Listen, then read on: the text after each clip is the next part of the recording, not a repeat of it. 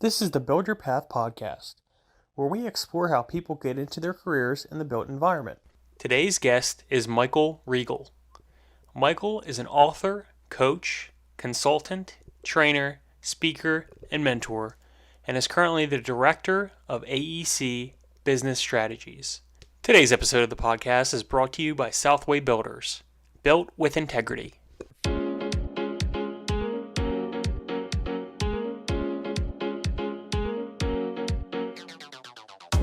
Welcome on into the Build Your Path podcast, hosted by myself, Matthew Pine. I am with my guest today, Mike Riegel. And I would say the coolest thing I've ever done in my career is being on the finish line of the New York City Marathon. The one and only time Fred Lebow, who was the founder of the New York City Marathon, actually ran it. And he came across with Greta Waitz, who at the time was probably the best female marathoner in the world. So, Michael, welcome to the show today. Thank you. Thank you for having me. Yeah, appreciate you being here. So for our listeners, give us an introduction about yourself, who you are, what you do. Great. So I will sort of separate into two things because who I am and what I do are probably, there's probably a little bit of a difference. Who I am. So I am a consultant. I started off my career working for consulting engineering firms, construction management firms. I'm also a professional coach. So I work with executives and organizations to help their leaders become essentially better people managers. I'm also an author. I wrote a book for trade contractors. It's called Build Like the Big Primes. I'm also a trainer. So I run workshops for technical professionals. I'm also a father of two. I've got two kids who are in college. I'm a husband, and I'm an amateur baker. So that's sort of who I am. And what I do essentially is I work with professionals to support their growth. And that's both individuals as well as business owners at all stages of their careers. Perfect. So talk about the pathway that you paved for yourself, getting to, where you are now, maybe in your schooling, your early life, how that kind of all came together. Sure. So I would say I probably had a little bit of a non-traditional approach and entree into the industry. I was, to be honest, I was grew up in the suburbs, and no one in the suburbs was, in the high school was saying you should go into construction, you should go into construction management. It wasn't a career path that was really put forward. So I went to school up in Boston, Wentworth Institute, which this goes back over 30 years at this point, was one of the few construction management programs. So I went to college for construction management, ended up working for a variety of organizations and companies in the industry. But if I look back on it now, I always had an aptitude and an interest in things like Legos, erector sets. And I give my dad a lot of credit for teaching me about tools. So I probably had an early informal education in terms of construction, fixing things, getting comfortable with getting my hands dirty. And that probably was if I look back on it now, probably the earliest stages of sort of interest in an industry that is very much about creativity and building things. So have you had a mentor in your life, and have they shaped your career at all? So I would say yes and. So yes, I've had a mentor, and I've had multiple mentors, right? So mentors sort of come in and out of your life at different stages, and in many respects, I've had different mentors for different purposes. So I would say probably the first mentor I had was my first boss, my first job after college. Looking back on it now, he was probably younger than I am now, although he seemed much older. I won't tell him that. But at the time, as a 25-year-old or however old I was, he had taken the leap from working for an organization to starting a firm. with a partner. So he was a great mentor to me. He continues to be a mentor. I still stay in touch with him. And as things come up, I still am able to send him an email, pick up the phone. And I think that there is a part of this which is about taking control of your career. So I was interested in growing my career and deciding for myself where my career would go. And as a result, I identified people who I emulated, and people who had similar philosophies to mine, who were further along in their careers than I was, and where I could pick their brains and understood that by developing a relationship, and I think that mentoring really comes down to developing a relationship.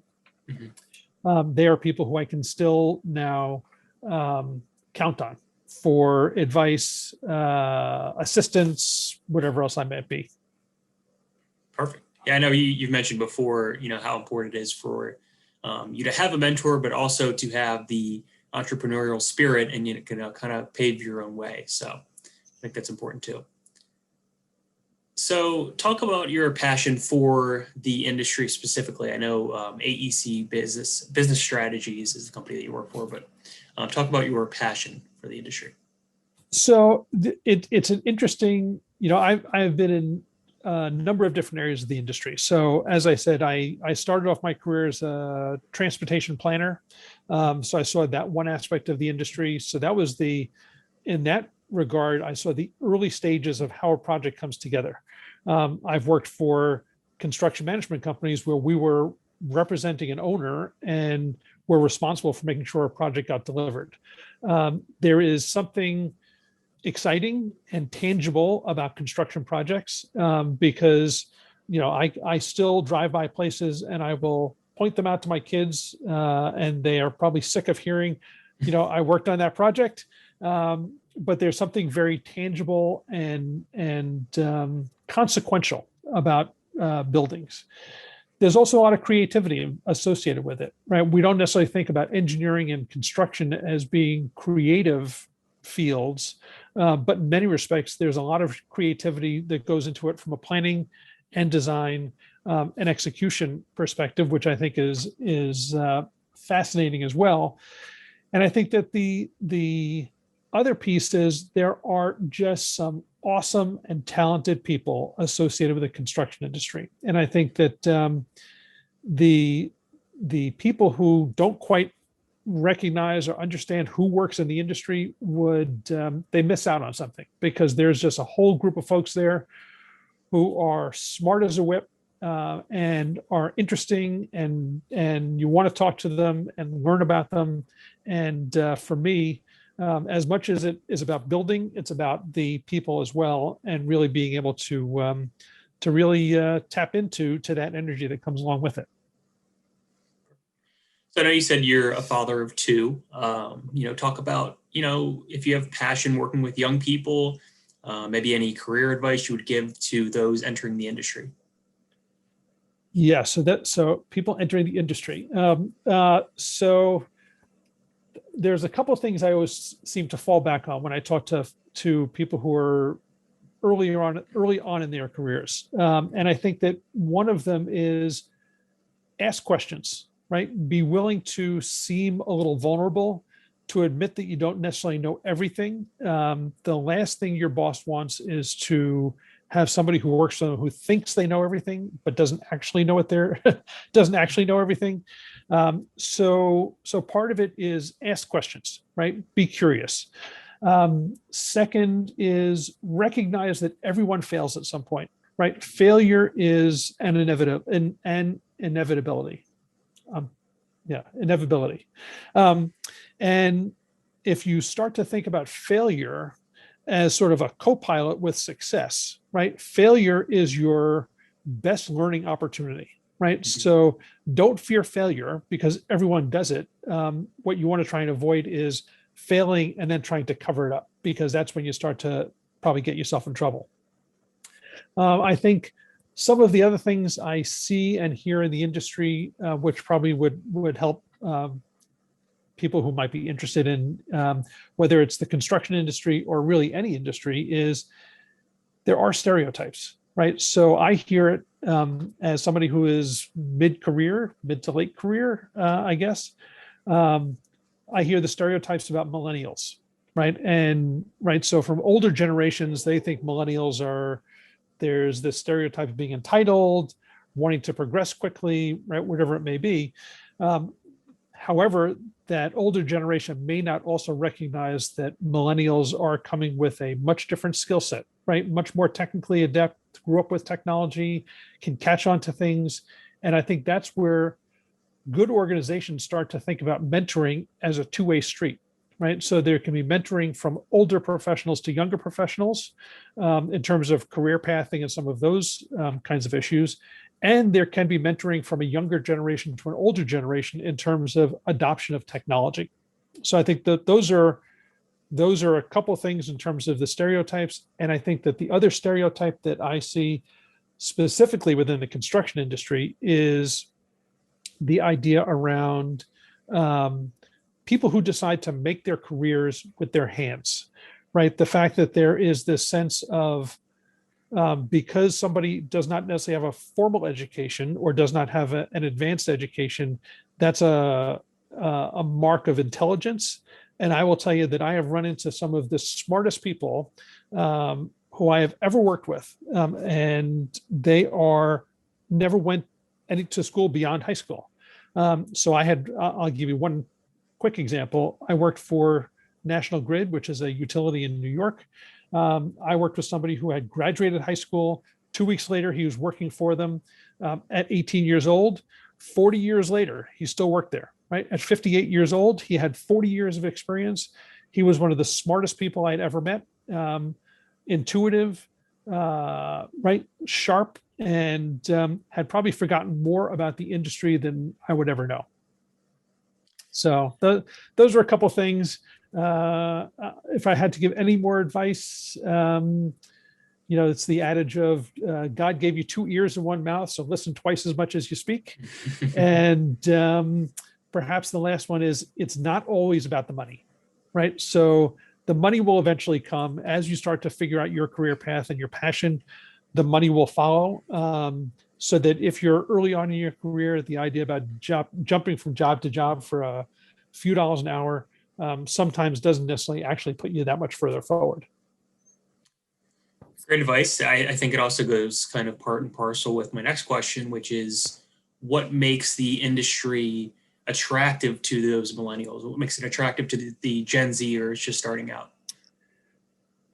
So I think that there is a part of this, which there is what seems from the outside to be a very sort of staid, unchanging kind of industry, hides a lot of innovation, right? So if we start to think about construction now versus construction 30 years ago when I started, LEED certification didn't, right? There was no LEED certification, right? There was no idea, no real conception or emphasis placed on energy efficiency, on technology, on some of those things. So there's what seems like a very stable and unchanging industry really hides a lot of innovation. It's just hidden under the surface. Maybe the industry is not great about promoting that for a younger generation to get them interested. So I think that that's one thing. There's this continual regeneration, right? So it's society changes, right? So we are starting to see more people who want to live in denser locations as opposed to, right? So the suburbs, which grew out of the 50s, and you had sort of the flight out to the suburbs, everyone wanted their patch of grass. And then by the time you got to the 80s, 90s, you were dealing with all kinds of traffic.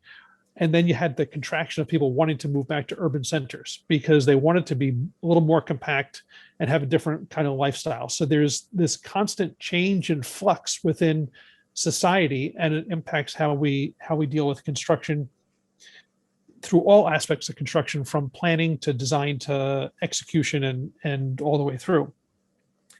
I think what should attract people, young people to the industry. We hear about Infrastructure Week, right? It becomes a little bit of